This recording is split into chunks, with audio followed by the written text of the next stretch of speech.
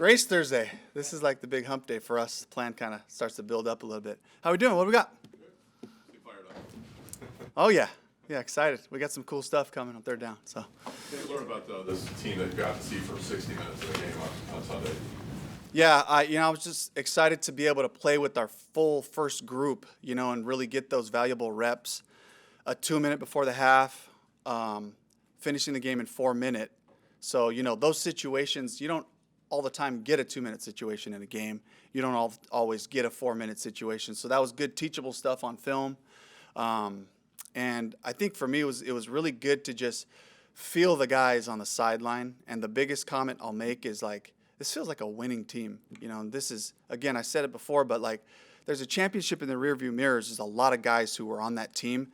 There was no panic early on, even with the slow start. The guys were just calm. They were like, okay, let's fix some stuff. Let's sit down, keep working. And then we just went on to the next drive, and it kind of stayed like that for a while as we figured things out. What was it like for you? I mean, Brian Flores is well-known defensive coordinators, Yeah. throw a lot at you. Yeah. You didn't get off to the fastest of starts. Yeah. So for you, as a play caller, at one point, I think Baker's 3 of 11 for 12 yards. What's going on in your head up there? I'm looking at the call sheet like, whose plays are these? These suck, man. So, did somebody switch my call sheet out? No, for me, it was it was really cool for me just to go against a guy like Brian Flores. His reputation, he made it hard. He made it really difficult on us. He knew what I was trying to get done systematically, but we have answers, and we have tool belts, things that we've worked on for years in Seattle that we carried here.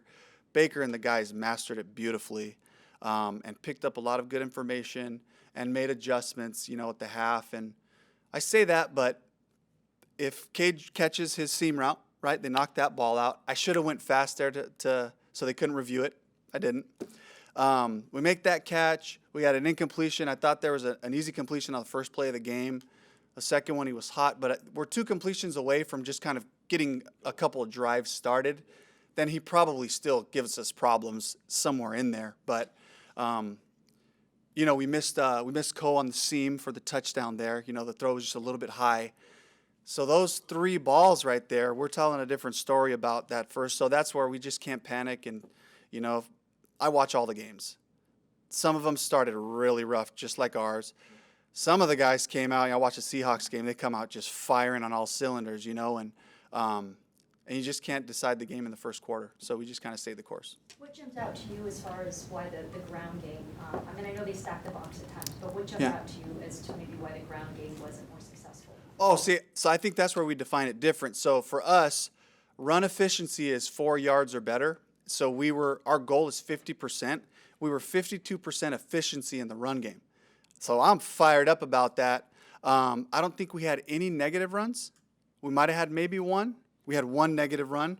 So, and the goal is 0 negative runs, but it's not uncommon in a zone scheme to have 3 or 4. So I come out of it, we're sitting there as a staff saying, hey, 52% efficiency, guys. That means we blocked everything right. That means we got the running back started. And now's where the volume, the experience, Rashad, getting those runs, seeing where those second level voids are, Sean, Chase, really being able to make it happen after the first level. So I was excited about it. And then just to be able to get into a 4-minute mode and run it, throw it a little bit, and then run it again at the end to take over the time possession. I thought the run game was fine. So that was your first time calling plays in a regular season. So what were some of the things that you really thought were positive, and then also kind of things that, I got to work on this, fine-tune this for next week? Yeah, definitely. Positives were 0 turnovers, right? From the time I got here, trying to sell it to the guys. What if I told you if we won the turnover ratio by the end of the season, we're going to be 72 to 75% win? What if I told you that? And there it is. Vikings tried a little too hard at times offensively. They put the ball in peril. They gave it to us. We turned it into a couple points. We took care of it. We won the game. And I know there was a lot that happened in between in the 60 minutes, but even for coaches out there at any level, who are watching, when you win the turnover ratio, it was 82% for us in Seattle. And so it'll be something like that for us if we continue to take care of it. So that's the first thing. The effort was fantastic. And then the finish. So trying to sell to our guys, our calling card as Bucs offense is going to be finish. Finishing plays physically, Baker, We're not talking to you. Everybody else finishes physically. You get out of bounds or slide. Yeah, that was good. He had him by a couple pounds. But then, but, just for us, it's about finish. So if you look at the end of half, end of game, that's what we did. And so I was really proud of that. There were so many unknowns about this offensive line because so many moving pieces on that line. Just, Hainsey was the guy back in that original spot. But what did you see from that offensive line that I think a lot of people outside the organization were probably wondering how this offensive line was going to come together so quickly? I mean, it all starts with Hainsey, and him just getting everybody targeted to the right spot. Like it's fantastic. It's around Austin Blythe, guys like Max Unger, Justin Britt. Can't leave Ethan out either. But these guys are really smart dudes. And when you have a guy in the center spot in the run and pass game, get them directed, then everybody can play with their best technique and their athletic ability. So that's what he did. And then we showed what we have is a bunch of athletic guys and then a massive left guard. And, we had a 13 duo that went for about 9 before somebody touched us, and just watching them just really handle an elite pass rusher like Daniel Hunter, and really with very little issues in the pass protection. And then, of course, from a scheme standpoint, we just didn't drop back a ton and put them in peril in their, we put it in their strength, in their wheelhouse, which is run that ball, throw some play actions and quick rhythm passes. So, Coach, on a scale of 1 to 10, in your mind, where's your offense at right now? 6, probably 6, 7, something like that. Might catch 2 more balls, a huge day. Baker hit a few more. We got a really fantastic day, and then the running backs will find their way to turn a couple of those efficient 4-yard runs into those big ones, as the season wears on and as they feel it. So we're not there. We're miles away, but the attitude's right, the personality's right. When you look at the Bears' defense, what kind of problems really concern you on tape? Really, it's the effort. So you have to be conscious of the ball playing against Coach Eberflus and his team.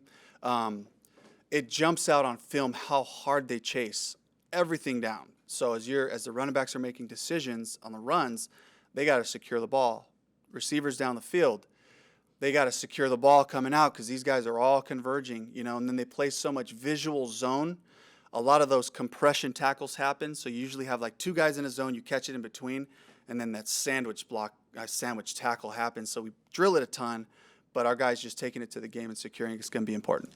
You mentioned Rashad, there hasn't been a lot of reps with the first team offense line and all that. Maybe that's part of it.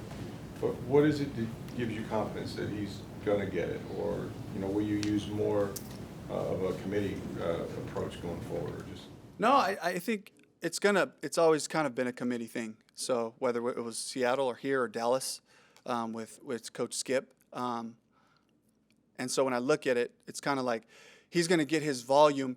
He'll be able to tell me how much I can give him the ball consecutively by his fitness level. So that's not saying he's not working hard, but game fitness is totally different. I mean, you guys all know you go out and play pickleball, and you haven't played in a couple weeks, and you're pretty sore, So same thing. You get in a competitive mindset, you start moving around really twitchy, and it's a different kind of conditioning. So I'm excited about how he was pressing and how he finished, and he'll become more decisive as he starts to see stuff. And this front, I'm usually going to take it here or there. Those things will happen as he grows. With Baker, you can see the moxie and the bravado and the confidence even from way high up in the press box. Yeah. Was that something that you felt like you needed to rebuild considering the year he had this past year? And also, what can a game and a win like that in an opposing stadium do for a player's confidence? Yeah, I mean, any win is huge for confidence, and obviously throwing touchdowns is a big part of it. And that one before the half to Mike really kind of he settled in. He was pretty stoved up to start, and then I think he's just so excited, and he's a fiery guy, and he was really fast with it. But then he settled in and finished masterfully. But yeah, it's been, for the first time he and I met when he came, it's been it's like this second chance, this breath of fresh air. Let's ride on that. This is going to be a great story. Those kind of conversations and just his self-awareness. I didn't know him from before, just knew of him, but he just seems like he's in such a better place, in his life. And then I think that part always flows into the football, not the other way around, or it shouldn't at least. Dave, back to something you said, Yeah. when you were joking about Baker, we're not talking to you about physically finishing these Yeah. plays. How do you balance a guy that wants to do that, right? Yeah. Because he's gritty, he's gonna do whatever he has to do. How do you balance that with this guy that's like super fiery, but I don't need you to go, I don't want you Yeah. to give me a heart attack. Yeah, How do you find that balance? Yeah, just honestly telling him, like, rule number one, protect the quarterback. You're the quarterback. So just that reminder, right?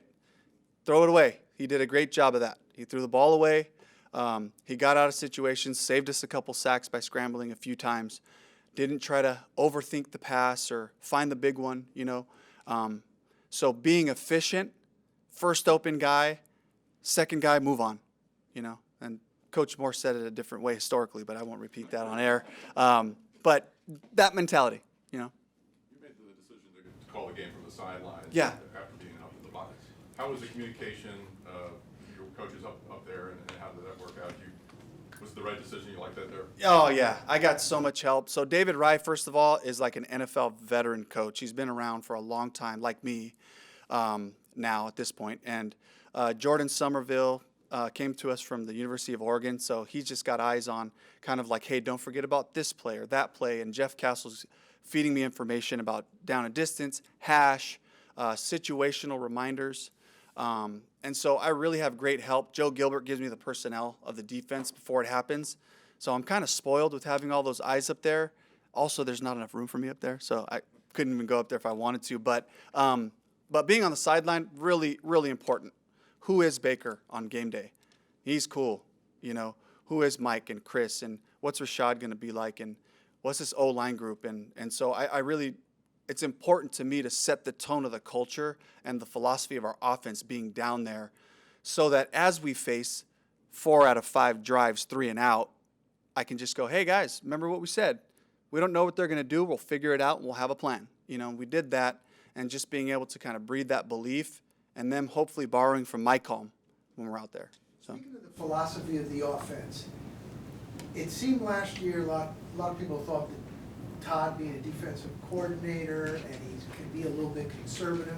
Yeah. There were some aggressive calls in this, Yeah. 4th and 1, go for the 57-yard field goal. Did that come from you and then Todd said okay, or was Todd like, we're going to go for it? No, so Todd doesn't want a conservative offense. It's not why I was hired. So he wants to run the ball. That's not conservative in my mind, especially with the RPOs we have on there. And then, of course, you don't get your 25 to 30 plus carries unless you're ahead at the end of the game, usually. Unless you just can't do anything else. They make it really hard, and you just kind of have to just keep banging away and hoping you kind of overtake them. But that's not what Todd wants. You know, he doesn't want me sitting back. He wants me to be aggressive based on what the defense is giving us in a smart way. And so hopefully we're trying to attack it intelligently. But we got Mike Evans and Chris and Baker can throw it a mile. So there's, you know, it's not going to be small ball unless we got to keep taking 6 or 7 yards and just not covering it, you know. So hopefully that kind of clarifies Coach's mentality for the offense. Baker missed some throws, but were there any easy throws in your offense? You know, like Mike, they missed on one. Yeah. But, you know, there's a responsibility you feel like get the big guys involved early, or. You know. Yeah, and it's not. I don't feel a pressure to appease anybody. I want to win. Right. So just give the best players the ball. You know, you're playing basketball at the park. Pass it to him. You know, and that's my mentality. You know, I wasn't trained to try to, you know. Force feed somebody. Yeah, it's just like they're leaving him one-on-one. Well, they played us a bunch of cover two. Yeah. They were trying to keep us from just throwing it down the field to Mike. We still took a couple shots to him, you know, and he could have had a really big day. I know he's pissed about it, you know. But then when that happens, they play cover two. The inside of the field is wide open, you know, and that's where the tight ends will come alive and the backs. What was your look at Baker Mayfield winning the scepter, the Angry Run scepter? What were your thoughts on that? What was that? I wasn't even aware. His stiff arm. Oh, shoot. Oh, you're talking about on Murphy at the end? Oh, wow. That's awesome. Yeah, I just keep the ball in the outside hand, and then if the guy grabs your arm, pull it away quickly because those could be some catastrophic situations right there. So worries me a little bit. Get out of bounds or slide.